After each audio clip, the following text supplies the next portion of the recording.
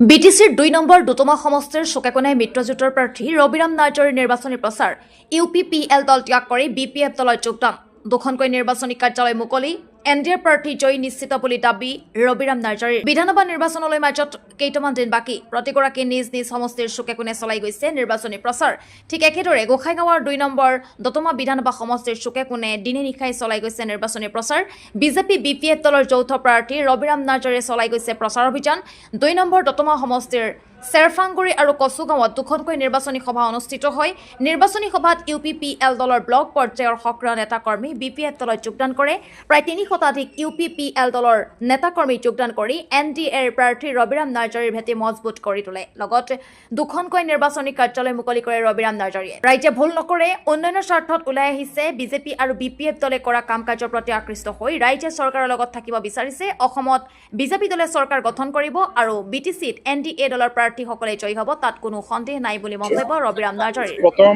আমাৰ LAC Y সিটৰ steering committee আছে আমি চেৰফাংগুৰিত মুকলি কৰিছো দ্বিতীয়খন আমাৰ কচুগাঁৱৰ যেটো সাব ষ্টিয়াৰিং কমিটি গঠন কৰিলো সেইটো আজি মুকলি কৰা হ'ল কাৰ্যালয়টো ইয়াৰ পাছত আমাৰ দতমাত আছে দতমাৰ ইলেকশ্যন ষ্টিয়াৰিং সাব কমিটি দতমা ব্লক অধীনস্থ এইটো মুকলি কৰাৰ এটা কাৰ্যসূচী আছে আজি আমাৰ যেহেতু বিপিএফ দল হিচাপে ২ নং দতমা সমষ্টি প্ৰতিদ্বন্দ্বিতা কৰিবৰ কাৰণে মুখে দলীয়ভাৱে থিয় কৰাইছে যোৱাকালি মনোনয়ন পত্ৰ দাখিল কৰা হ'ল আৰু মনোনয়ন পত্ৰ দাখিল কৰাৰ পিছত আজি যেহেতু স্ক্ৰুটিনি কৰা হ'ব ১টা বজাত স্ক্ৰুটিনি প্ৰগ্ৰাম আছে আৰু সেই স্ক্ৰুটিনি প্ৰগ্ৰামটো শেষ হোৱাৰ পাছত আমি এজন বৈধ প্ৰাৰ্থী হিচাপে যেহেতু স্বীকৃতি আমি পাম ইয়াৰ পিছত অফিচিয়েল কেণ্ডিডেট হিচাপে চৰকাৰীভাৱে ইলেকশ্যন কমিশ্যনে আমাক ঘোষণা কৰিব কিন্তু ইয়াৰ আগে আমাৰ দলীয় কৰ্মী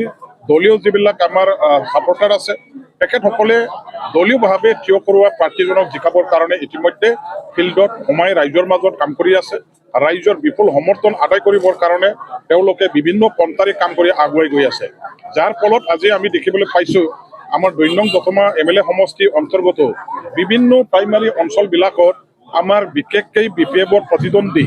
যা আমাৰ ইউপিপিএল দল সেই ইউপিপিএল দল পৰা যিসকল নেতা কৰ্মী আছে ৰাইজ আছে ভোটাৰ আছে তেখেতসকলে ইউপিপিএল দলটো ত্যাগ কৰি পেলাই বিপুলভাৱে বিপিএফ দলৰ লগত দলে বলে আহি যোগদান কৰিছে বিপিএফ দলৰ পৰাই আমাৰ এই অঞ্চলৰ ৰাইজক সেৱা কৰিবৰ কাৰণে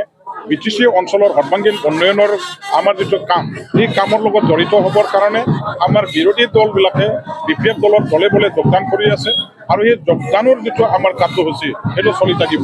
আজি দেখিবলৈ পাইছোঁ যে ২ নম্বৰ এমএলএ সমষ্টিত যিমানবোৰ জাতি জনগোষ্ঠীৰ মানুহ আছে যিমানবোৰ ভোটদাতা ৰাইজ আছে বিপিএফ দল যিহেতু চৰকাৰত আছে কাউন্সিলত আৰু কাউন্সিল চৰকাৰৰ পৰাহে ৰাইজৰ উন্নয়নৰ হকে কাম কৰিব পাৰে বিটিচি চৰকাৰৰ ফালৰ পৰাহে অৰুণোদয় আঁচনিৰ পৰা আৰম্ভ কৰি মহিলা উদ্যমিতা আঁচনি যুৱক যুৱতীসকলৰ কাৰণে ২ লাখ টকা দিয়া বৃদ্ধসকলক ১০,০০০ টকা দিয়া মহিলা আমাৰ সেল্ফ হেল্প গ্ৰুপৰ নামত ১৫,০০০ টকা দিয়া বিকলাংগসকলৰ কাৰণে ১০,০০০ টকা দিয়া এইবিলাক আমাৰ এতিয়া বিটিচি চৰকাৰৰ ফালৰ পৰাহে যিহেতু ৰাইজৰ নামত মানে অনুদানবিলাক দি থকা হৈছে গতিকে ৰাইজক এতিয়া উন্নয়ন লাগে ৰাইজক এতিয়া অনুদান লাগে ৰাইজক এতিয়া নিজৰ সমস্যা সমাধান কৰিবৰ কাৰণে সাহায্য লাগে আৰু এইখিনি সহায় সহযোগিতা সাহায্য আমাৰ বিটিচি চৰকাৰখনৰ ফালৰ পৰাহে দিব পৰা হয় যাৰ কাৰণে আজি বিটিচি চৰকাৰৰ প্ৰতি লক্ষ্য ৰাখি পেলাই যোনে চৰকাৰত আছে বিটিচি গভৰ্ণমেণ্ট চলোৱাবিলাকৰ লগত থাকিব লাগে বুলি আমাৰ এই বিৰোধী দলবিলাকে নিজৰ দল ত্যাগ কৰি বিপিএফ দললৈ দলে বলে আহি যোগদান কৰা এই প্ৰক্ৰিয়াটো চলি আছে আৰু সেইটো কৰাৰ দ্বাৰা দি আমি দেখিবলৈ আমি হিচাপ কৰিবলৈ যিটো মানে কি কয় যিটো পাইছোঁ যে আমাৰ বিৰোধী দলৰ যিসকল কেণ্ডিডেট আছে তেখেতসকলৰ যিটো নমিনেশ্যনৰ সময়ত দিয়া যিটো আগধন সেই আগধনটো বাজ্যাপ্ত হ'ব বুলি অৰ্পিত হ'ব বুলি মোৰ এটা ধাৰণা হৈছে গতিকে বিৰোধী দল কৰা মানুহ এতিয়া বিচাৰি নোপোৱা হৈছে সেই কথাটো সৰ্বজন বিদিত গতিকে আমি বিপিএফ দলে বিপুল ভোট লাভ পাই ৰেকৰ্ড সৃষ্টি কৰি দতমা সমষ্টিৰ পৰা জিকি যাম